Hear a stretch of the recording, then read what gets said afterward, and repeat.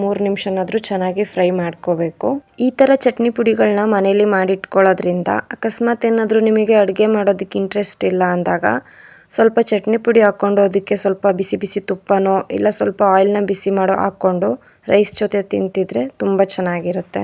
ಈ ಕಡಲೆಬೇಳೆ ಮತ್ತು ಉದ್ದಿನಬೇಳೆನ ಚೆನ್ನಾಗಿ ಹುರಿದ ತಕ್ಷಣವೇ ಅದರಲ್ಲಿ ಒಂದು ಘಮ ಬರುತ್ತೆ. ಆ ಘಮ ಬಂದರೆ ಕಂಪ್ಲೀಟಾಗಿ ಆಗಿದೆ ಅಂತ ನೋಡಿ. ಚೆನ್ನಾಗಿ ಫ್ರೈ ಆಯಿತು. ಇದನ್ನು ಒಂದು ತಟ್ಟೆಗೆ ತೆಗೆದಿಟ್ಕೊಂಡಿದ್ದೀನಿ.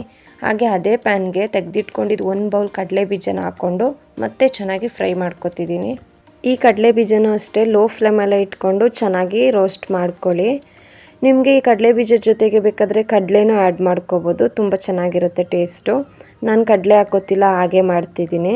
ನನಗೆ ಈ ಥರ ಚಟ್ನಿ ಪುಡಿ ಅಂದರೆ ತುಂಬ ಇಷ್ಟ, ಯಾಕಂದರೆ ನಾನು ಸ್ವಲ್ಪ ಸಾಂಬಾರೆಲ್ಲ ಮಾಡೋದು ಕಮ್ಮಿ.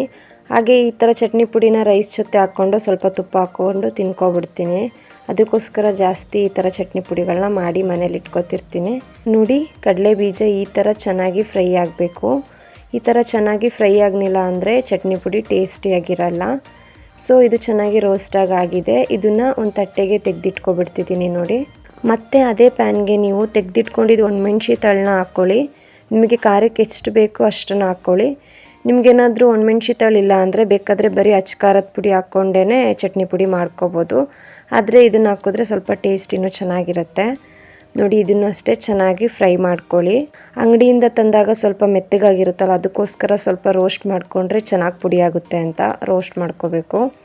ಅದಾದಮೇಲೆ ಇಲ್ಲಿ 1-2 ಕಡ್ಡಿ ಕರ್ಬೇವಿನ ಸೊಪ್ಪು ಹಾಗೆ 1-2 ಗೆಂಡೆ ಬೆಳ್ಳುಳ್ಳಿನ ಹಾಕೋತಿದ್ದೀನಿ.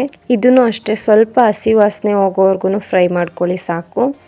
ಇದೆಲ್ಲ ಚೆನ್ನಾಗಿ ರೋಸ್ಟ್ ಆದ ತಕ್ಷಣ ಮತ್ತೆ ಇದನ್ನು ತೆಗೆದ್ಬಿಟ್ಟು ಅದೇ ತಟ್ಟೆಗೆ ಹಾಕ್ಕೋತಿದ್ದೀನಿ. ಮತ್ತು ಆ ಪ್ಯಾನ್ಗೆ ಕೊಬ್ಬರಿ ತೆಗೆದಿಟ್ಕೊಂಡಿದ್ದನ್ನ ಹಾಕೋತಿದ್ದೀನಿ.